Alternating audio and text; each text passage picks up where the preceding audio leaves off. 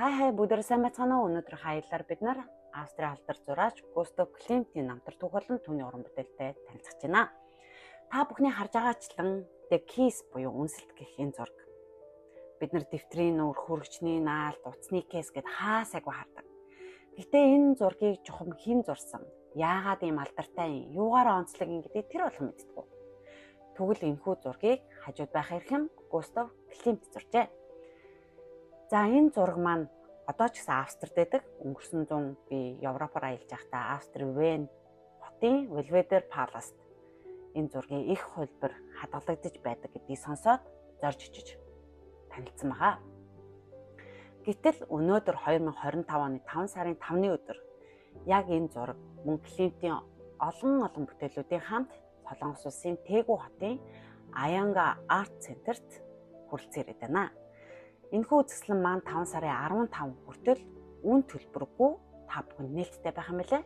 Тэгэхээр ямар ч мөнгө төлөхгүйгээр дэлхийн ийм гайхамшигтай бүтээлүүдийг үзэх сонирхох завшааныг та бүхний бүү алдаасай гэж хүсэж байна. За ингээд Климт гэж хэм бэ? Тэрээр 1862 оны 7 сарын 14 буюу наадмын яг маргааш нь дархны гэр бүл төрсөн 7 хүүгийн 2 дэх хүн болж төрсөн. За сонирхолтой баримтуудаас гэх юм бол Климт хизээж гэрлэж байгаагүй. Харин тэрээр би урлагтаа гэрэлсэн гэж нэг бус удаа хэлж байсан байна. Тэрээр хизээж гэрэлтэй баталгаажуулж байгаагүй ч гэсэн түүнд 14 хүүхэд байдаг гэсэн таамаглал байдаг. За 2008 оны түүний өв хөрөнгийн маргаанаас болоод 14 хүүхэд түүний өв залгамжлагч гэж Австрийн шүүхэд хэмжилсэн болол үндсэн 3 хүүхэд мөн Австрийн шүүхээс 6 хүнийг яг Климтийн үр удам гэдгийг тодорхойлсон байна. Тэгэхээр ямар тач гэсэн 14 биш байлаа ч гэсэн 9 нь бол баталгаатай Климтийн хүүхдүүд байх нь байна. За бас нэг сонирхолтой баримт нь болохоор Климт болохоор загвар өмсөгч модель, дээд зинзэн нандын эмэгтэйчүүдийн зургийг голцоо зурдаг байсан. Зарим эмэгтэйчүүд Климтээр зураг зурулах гэж очор дараал үүсгээд бүтэн жил хүлээдэг байсан гэсэн. Гэтэл Климт маань өдөрт 2-3 л эмэгтэй зурдаг. Тэд нар бүр тухайн үедээ хамгийн алдартай, хамгийн үзэсгэлэнтэй эмэгтэйчүүд гэдэг гэсэн. За тэгээд зураг зурж байхдаа Климт бол хинтээ ч ярьдгүй, ямар ч хөгжим сонсдгүй, ерөөсөө яг зурагтаа төвлөрдөг байсан. Гэхдээ хамгийн сонирхолтой баримт нь юу вэ гэхээр Климт маань зураг зурахдаа лабораторийн халаач юм урт хормогч өмсдөг гэсэн. Тэгээд тэр хормогч халаадныхаа дотор юу ч өмсдөггүй, нүцгэн бүр дотор хувцс ч өмсдөггүй зураг зурдаг байсан. Тэгэхээр Климт яагаад ийм олон хүүхэдтэй байх шалтгаан угаасаа ойлгомжтой байгаа. За тэгээд Климт амьдралынхаа хугацаанд ер нь 4000 гаруй ноорог зурсан.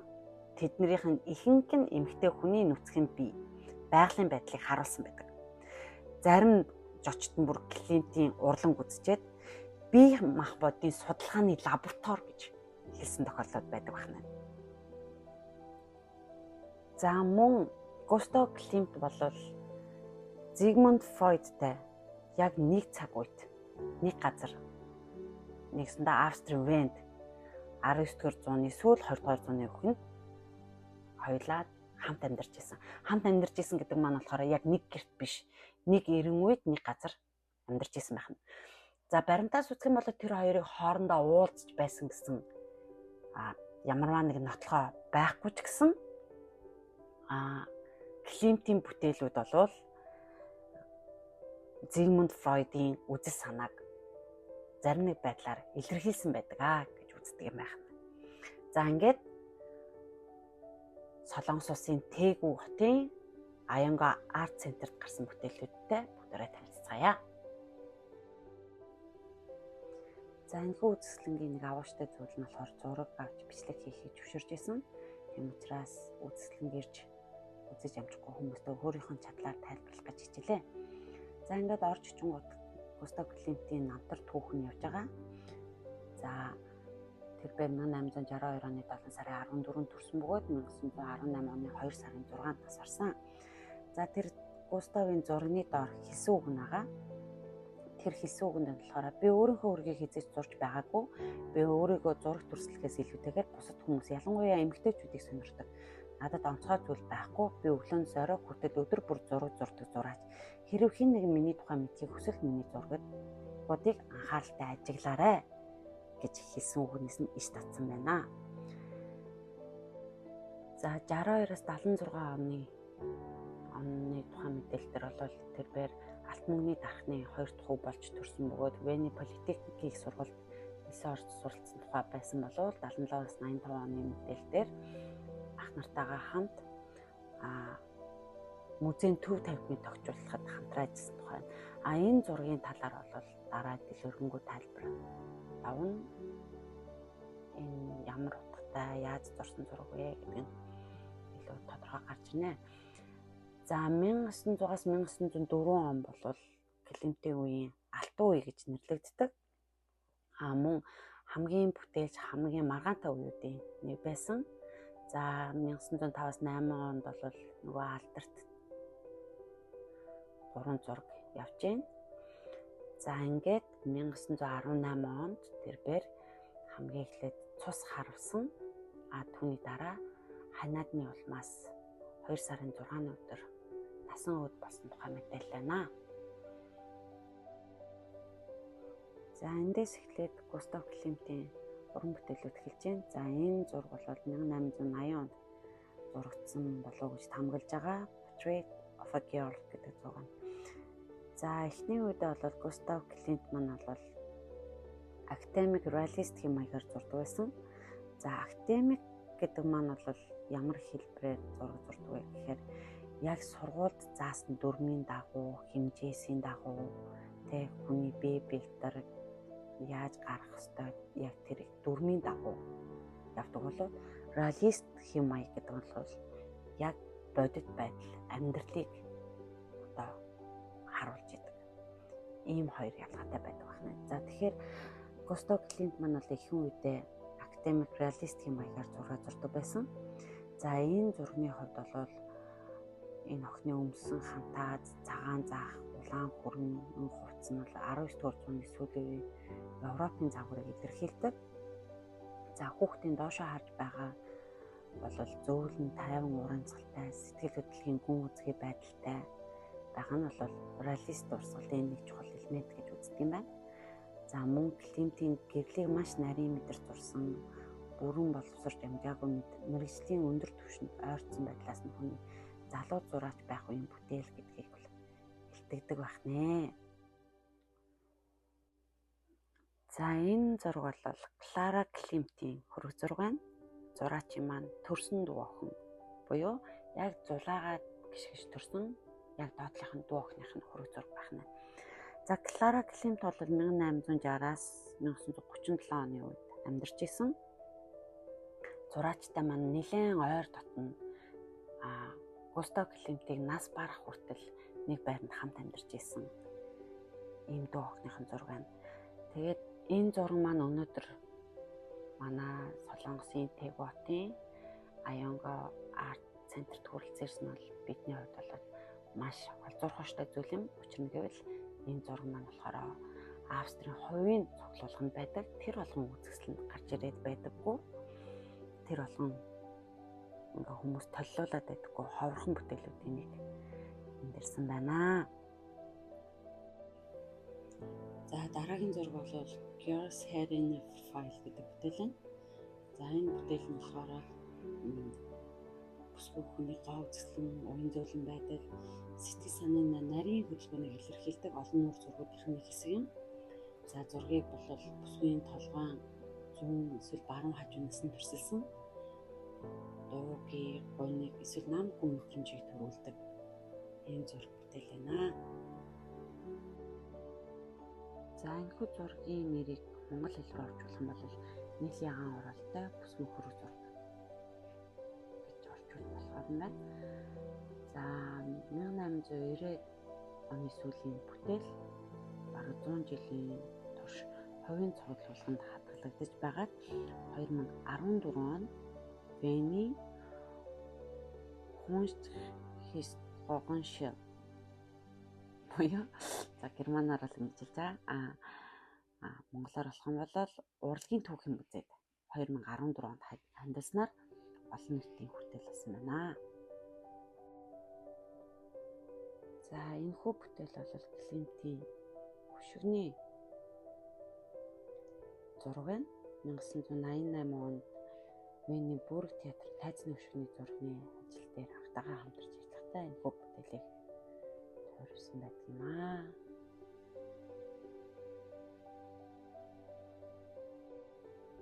За энэ хүү бүтээл бол Design for the Allegory of Music гэдэг нэртэй бүтээл 1885 онд бүтээгдсэн. За түүх торгон даашин системтэй төгөлдрөөр тоглоод дээр нь цаг хүсэн тэнгэр тэнгэрлж манлын тоглоод хоёр бэлдсэн цаг хүсэн тэнгэр төрслөгдсөн байна. За энэ хүү бүтээл бас нэлээд алдартай бүтээлүүдийн нэг. За 1888 оноос 1889 оны хооронд бүтээгдсэн. За энэ хүү бүтээлийг тойрогтой дүү Эрнест Климттэй мөн Франц Мач гэдэг хүн хамтарч гурлаа бүтээсэн. За энэ бүтээл нь болохоор хуучин Вений хуучин бүрэг театрыг төрсөлсөн.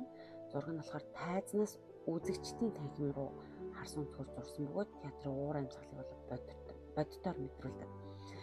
Климтийн тухайн үеийн Вений нийгмийн элитүүд, улс төрчид, эрдэмтэд урлагийнхныг танигдахаар нарийн зурсан түүхэнд үнцэнтэй болгодог. Энэ зурган дээр одоо та бүхний харж байгаачлан энэ хүмүүсийн царай дөрөх бүр маш нарийн тодорхой харагдаж байгаа. Ингээд 150 хүний царай дүрхийг маш тодорхой дүрсэлж болгож өгснөөр маш алдартай. За тэгээд энэ зургаараа бол Климтийн нэр алдар бол бүр бүүн хийсэн. Нэлээд нэрд алдарт хүрсэн ийм зураг болсон. Тэгээ мөн энэ бүтээлээр Климт маань бол Австрийн эзэн хааны хүндэт медалийг хүртэж ирсэн мөлий. За энэ хүү бүтээл нь болохоор Климтийн The Times of Day гэдэг цуврал бүтээлүүдийн нэг байна. 19-р зууны сүүлийн үеийн академик үеийн бүтээлүүдийн нэг. За энэ хүү бүтээл нь 4 хэсгээс бүрддэг. За эхний хэсэг нь болохоор өглөө, дараагийнх нь өдөр, дараагийнх нь орой, дараагийнх нь шөнө дундыг илэрхийлдэг. Дээд зураг дээр болохоор сэрж буй эмэгтэй, хоёр дахь зураг дээр нь болохоор нүдээ гараараа хаалхалсан өдийн нарны хурц гэрлийг хаалгалж байгаа. Гурав дахь дээр нь болохоор амрах нам гүн байдалд орж байгаа эмэгтэй хүн байдаг бол хамгийн доотлын зураг дээр гүн нойрондоо шингэсэн эмэгтэйг төрсөлсөн байна. Климт энэхүү бүтээлээрээ байгалийн мөчлөг, эмэгтэй хүний гоо сайхан, хүний сэтгэл санааны төлөвийг хооронд нь сүлдүүлэн төрсөлсөн байдаг байна.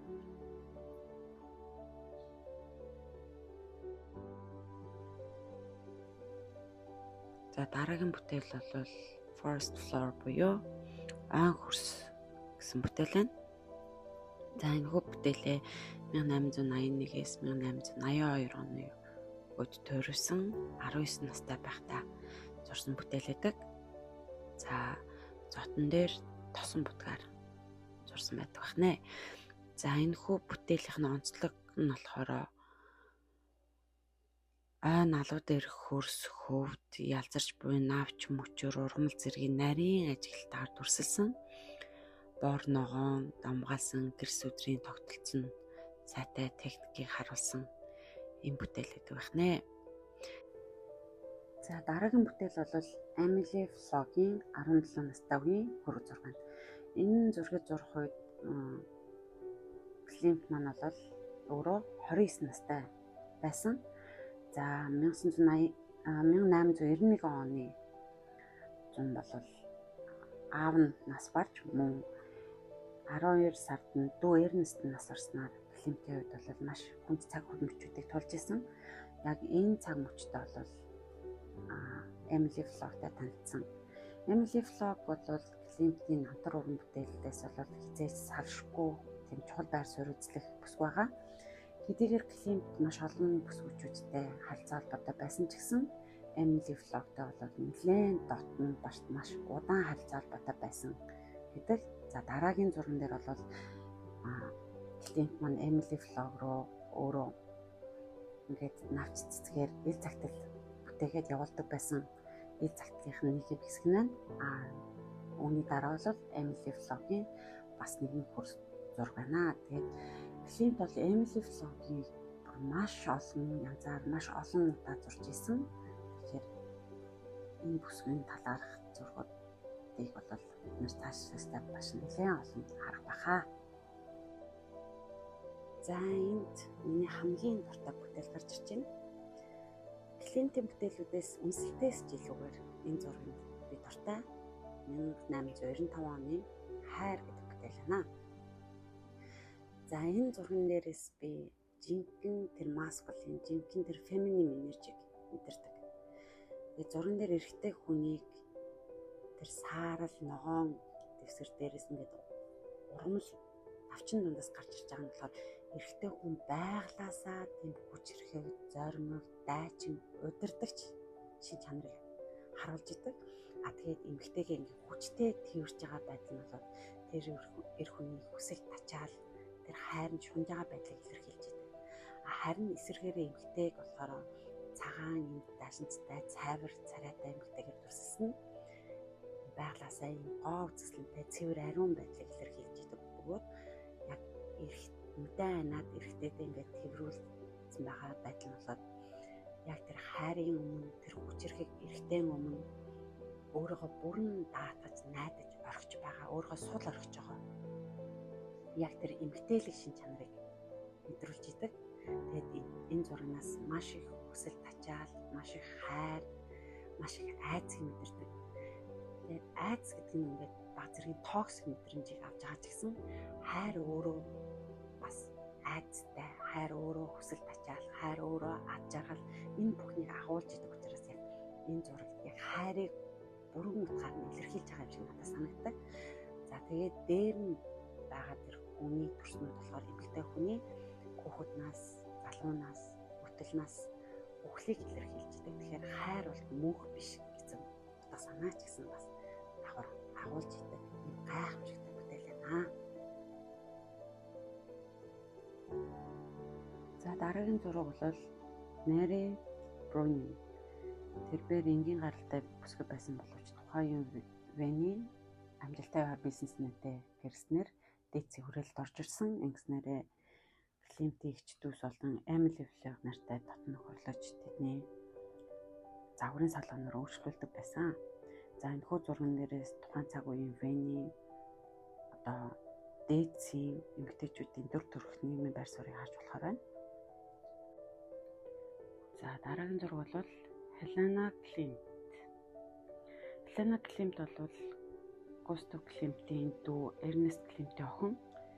1892 онд түүний эцэг нас барснаар Густав Климт маань болохоор Хелена Климтийн насран хамгаалагч болсон.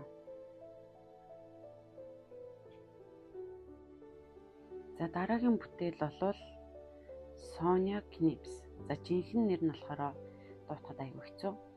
Препрау Поте де Эшл гэдэг эмэгтэйсэн. Тэрээр Вен хотын дээдсийн хүрээлэнд хамаарах урлагийн меценат шинэ урлагийн хөтөлбөрийн идэвхтэй дэмжигч байсан. Мөн Климтийн бүтээлийг идэвхтэй дэмжигчдийн нэг байсан. За Соня Книпс бол Сецесион хөтөлбөрийн их үеийн гол ивент идэвхчдийн нэг байсан. Густав Климт бол Сецесион хөтөлбөрийн үүсгэн байгуулагч тэргүүн байсан. Тэгэхээр Сецесион хөтөлбөр гэдэг нь болохоор юу хэлж байгаа вэ гэхээр энэ хөтөлбөр маань болохоор Австрийн уламжлалт урлагийг эсэргүүцэх шинжилгээг бий болгох ийм зорилготой байсан. За тэгээд Австрийн уламжлалт академийн урлагийг шүүмжилж уран зураг, барилга, дизайн, шин сэтгэлгээ, чөлөөт илэрхийллийг нэвтрүүлэх зорилготой байсан. За Сецесион хөтөлбөр нь болохоор зөвхөн арилжааны урлагийн эсрэг гоо зүйд суралцсан үзэл санаа сэтгэлгээ чухал гэсэн байр суурийг баримталдаг байсан байх нэ. Бас нэмж хэлэхэд энэ зурган дээр улаан хавцтай жижигхэн дэвтэр баруун гартаа барьсан бааз. Энэ нь болохоор клиентийн гар зургийн дэвтэр байж болчихгүй гэсэн таамаг төвшүүлдэг юм байна. За дараагийн бүтээл бол Hermene Gallia. Тэрээр болохоор Вен хотын чинэлэг еврей гэр бүлээс гаралтай. Тэгээ өөрийн ах Морис Галилтай гэрэлсэн. Жинхэнэ нэр нь болохоор Hermene Hamburg гэдэг нэртэй. За сүүлийн 2 зурагнаас бид нар бол юуг харж болох вэ гэхээр хоёр бүсгүй нүүрний илэрхийлэл нь хоёулаа нам гүм сэтгэл зүйн гүн гүнзгий байдлыг илэрхийлдэг бөгөөд тэдний харц нь үзэгчтэй шууд харц тулгархгүй баг зэрэг хажуу тийш чиглэсэн байдаг. Энэ нь түүний дотоод ертөнд гүн гүнзгий орж сэтгэл зүйн нарийн мэдрэмжийг илэрхийлэх зорилготой байж болох юм гэж үздэг байна. За дараагийн бүтээл бол Атерси буюу 1900 оны бүтээл. За энэхүү бүтээлээр клиентийн зурагтай байгалийн гэрэл өнгөний өөрчлөлтийн нарийн ажиглаж усны гадаргууд дээр хөлс хөдөлгөөн өнгөний шилжилтийг дүрсэлсэн байдаг байна. Тэгээ түүний зорилго нь байгалийн бодит дүрслэлээс илүүтэйгээр тухайн мөчийн сэтгэл хөдлөл уур амьсгалыг дамжуулах зорилготой байсан байдаг байна. За энэхүү зураг бол Атерси дэх арал гэдэг нэртэй. За энэ зураг болохоор түүний байгаль орчныг төрслөх өвөрмөц арга байдлыг харуулсан Вен сецесион урлагийн онцлогийг илэрхийлсэн чухал зургуудын нэг юм байна. Тэгээд энэ зураг бол Австрийн Атерси нуурын Лизберг арлыг төрсөлсөн байдаг юм байна. За ингээд та бүхэн клиентийн байгалийн төрслийн зургуудтай бичлэн танилцахыг хүсэх юм бол Тэгүү хотын Аянга арт центрт гарсан үзэсгэлэн гэж сонирч хаагаарай.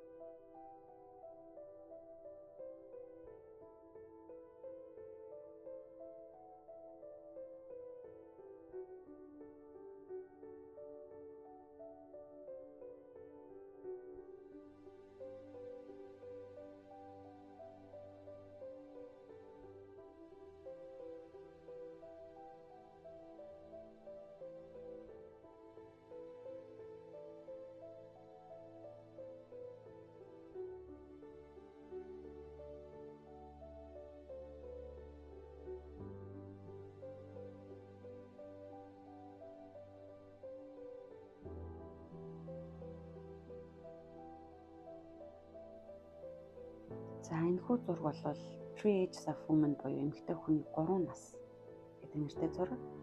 1905 оны бүтээл бөгөөд энэхүү зурган дээр эмэгтэй хүний амьдралын мөчлөгийг гүн гүнзгий бэлгэдлийн хэлбэрээр төрсөлсөн алдартай хүн зураг юм байна. За хүүхэд нас гэдэг хэсэгтээ нь болохоор нүцгэн няраа хүүхэд нь залуу эмэгтэй өвгдөр унтаж бухаар төрслөгдсөн. Энэ гим зэмгүй байдал шинэ амьдралын эхлэлийг бэлэгддэг бол залуу нас нь бол залуу эмэгтэй хүүхдэд тэрвэрч нүдэн аниргүй хаалцтай түүний үсэнд нь цэцэгс чимэглэгдсэн нь хавар үржил шимэг бэлэгдэг. Энэ дүр нь эхийн хай залуу насны гоо үзэсгэлэн илэрхийлдэг бол өндөр нас нь зургийн зүүн талд байрлах хөгшин эмэгтэй нүцгэн биеийг гараараа халахж толгоогоо бүхэлдэн нүд нь хаалцтай байгаар төрслөгдсөн байдаг. Түүний арьсны үндсэн судсууд нь тодорсон насжилтыг илэрхийлдэг байна. Энэ дүр нь амьдралын төгсгөл ганцаардлыг бэлэгддэг байна.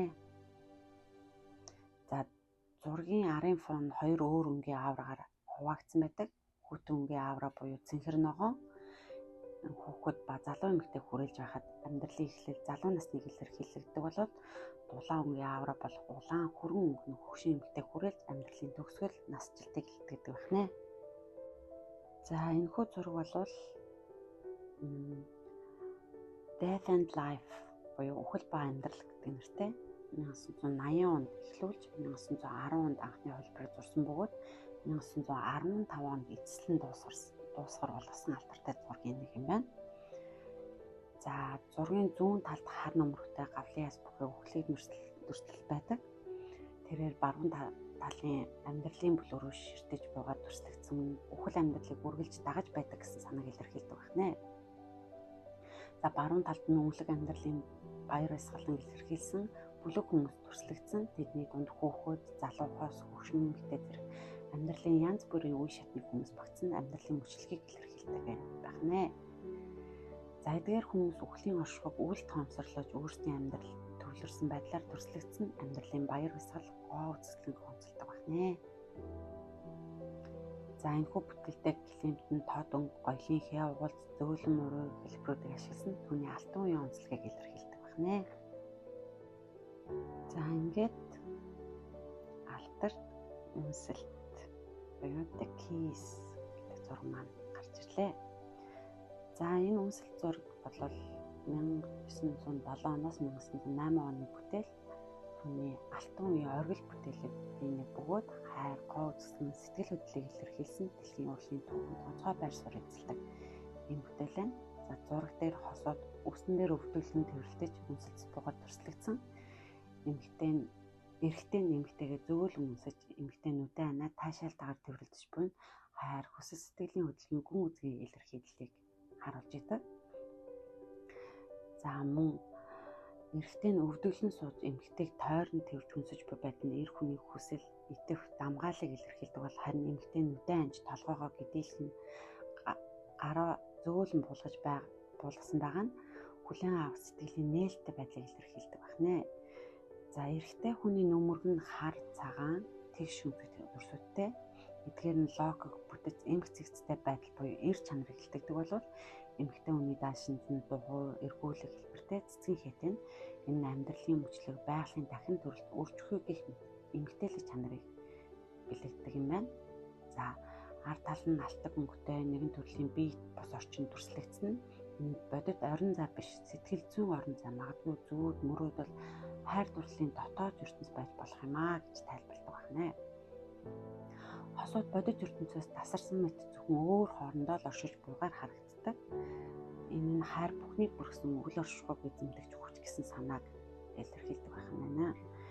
Тэгээ хосууд ногоон урмал бүхий эрмэг дээр зогсож байгаа нь амьдралын хязгаар дээр магадгүй үхэл ба төрөлт хоёрын завсарт байгааг мэд сэтгэл төрүүлдэг байна.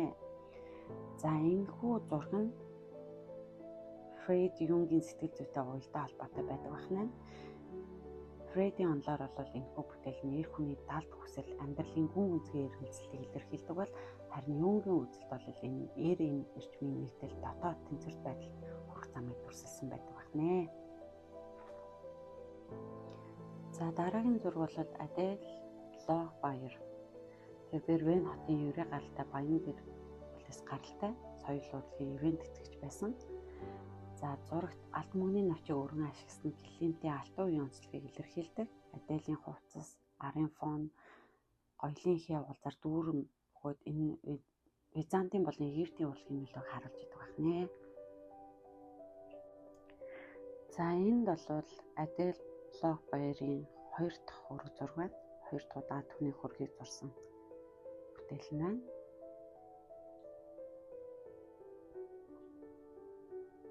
За өмнөх зурагтай харьцуулах юм бол илүү уламжлалт хэм маягаар зурсан энэ бүтээл байна.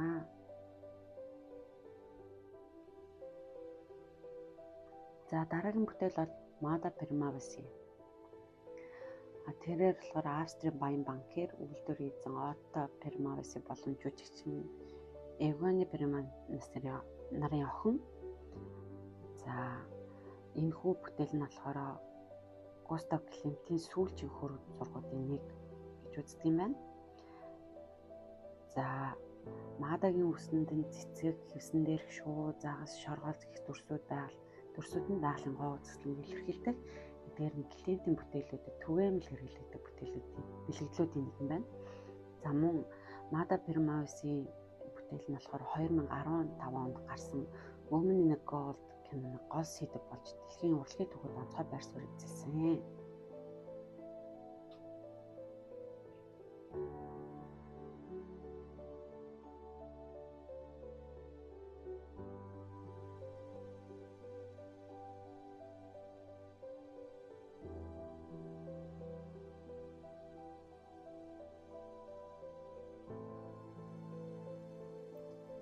За энд Адам Ева 2 гэдэг 1917 оны бүтээл байна. За энэ бүтээл нь болохоор дуусаагүй бүтээл бөгөөд Густав Климтийн сүүлчийн бүтээлүүдийн нэг. Мөн түүний бүтээлүүд донд цорын ганц Библийн агуулгыг агуулсан цор ганц бүтээл байна. За энэ бол Portrait of a Lady буюу эмэгтэй хөрөг бас дуусаагүй бүтээл байгаа.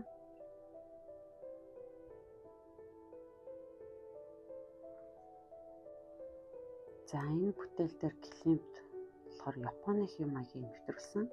Түүний хувцсны хээ, арын фон Японы урлагийн нөлөө хилдэгдэг гэж үздэг байна. За энэ бүтээл бол энэ baby буюу хүүхэд гэсэн бүтээл байна. За энэ бүтээл бол хамгийн онцгой бүтээлүүдийн нэг нь тосон будгаар зурсан хүүхдийн хөрөг. Түүний хамгийн сүүлд хийсэн бас хамгийн сүүлд дуусгаагүй бүтээлүүдийн нэг гэж үздэг. Энэ зураг маань болохоор хүүхэд нь өнгөлөх явуулц даавн дээр хэвтэж нүүрнийхний илэрхийлэл нь тайван нууцлаг байдлыг илэрхийлдэг. Энэ нь болохоор Климтийн бүтээлүүдийн онцлог шинжээ хатгалсан байдаг. За энэ зураг маань одоо Аструвени Белведерийн урд хатгалагдчих байдаг байна. За Густав Климтийн Stocklet Frise. За энэ бүтээл түүний хамгийн том, хамгийн тансаг бүтээлүүдийн нэг бөгөөд 1905-аас 1911 онд Бельгийн Брюссел хотын Palace Scotland орны хоолны өрөөнд зориулсан бүтээсэн 3 хэсгээс бүрдсэн мозаик фризм юм. Энэхүү бүтээл нь түүний алтан үе буюу Golden Pace-ийн хамгийн сүүлийн томоохон ажил бөгөөд Вений Сицилианы урлагийн хөдөлгөөнд гүн гүнзгий нөлөөсөн гэж үздэг юм байна. За 3 үндс хэсгээс бүрддэг гэж хэлсэн. Хамгийн ихнийхт нь болохоор хүлээлт буюу залуу эмэгтэй хүний дүрийг дүрсэлсэн амьдралыг хүлээж буй байдлыг илэрхийлсэн байдаг болоод хоёр дахь хэсэг дээр нь бол The Tree of Life буюу амьдралын мод. Түүх хэсэгт байрлах нь энэ бүтээл нь амьдралын модыг дүрсэлсэн бөгөөд түүнийг эргэлзсэн мөчр нь амьдралын тасралтгүй урсгал холбоог илэрхийлдэг болоод The Fulfillment буюу хосуудын тэрвэрлсэн дүрсийг харуулсан хайр сэтгэлийн төгсгөл буюу биелэлтийг илэрхийлсэн байдаг байна. За тэгэхээр энэ хүртэл та бүхэндээ тайлбарлаж өглөө. Тэгээд энэхүү үзэсгэлэн маань болохоор үүдний хэсэгтээ Густав Климтийн бүтээлүүдийн пазл, өөр жижигэн сүнэрүүд гэх мэтлэн хүүхдэд зориулсан жижигэн болон бас гарсан байлаа. За ингээд надтай хамт байсан та бүхэндээ баярлалаа. Нэрээ нэмж хэлэхэд би бол урлаг судлаач биш. Мөн Австри улс маань германлаар ярьдаг болохоор зарим нэг нэр газруудыг буруу дуудсан байж болзошгүй. Алдаа дутагдaltaй тайлбарсан ярьсан зүйл байсан бол өршөөж уучлаарай. Ингээд та бүхэн бас надтай хамт энэ урлагаар явахдаа ямар сэтгэл төрсөн, аль зураг та бүхэн илүү гүн гүнзгий сэтгэл төрүүлсэн, ямар мэдрэмж төрүүлснээ та бүхэн надтай коммент хэсэгт хуваалцаарай. Ингээд дараагийн аяллаараа уулзлаа. Түр баярлалаа.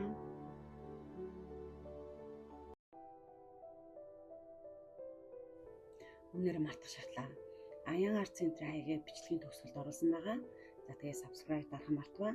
Хэрвээ та хонхоо идэвхжүүлэх юм бол дараагийнхаа бичлэгүүдийг цаг алдахгүй дөрвөн шуурхай үзэх болно шүү. За ингээд жинхнээсээ бай бай.